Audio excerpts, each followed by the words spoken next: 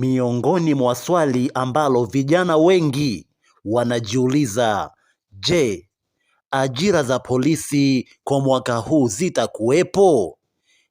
Soma hiyo taarifa ya hivi karibuni, alafu wewe utaweza kujudge au unaweza ukapata majibu.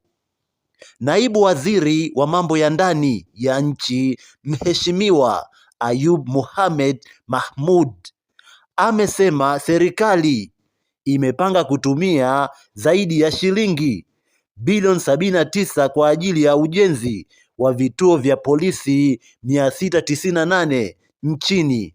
Tuishie hapo. Sasa kwa hesabu ya haraka haraka, hivi vituo vikijengwa 698 nchini, maana yake tutegemee uwezekano mkubwa vijana watahitajika. Kwa hiyo ni vema kuendelea na maandalizi.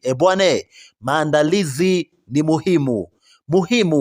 Anza maandalizi sasa hivi, kwa sababu linaweza kutokea lolote. Nikutakie kila la heri. Mwenyezi Mungu akutangulie.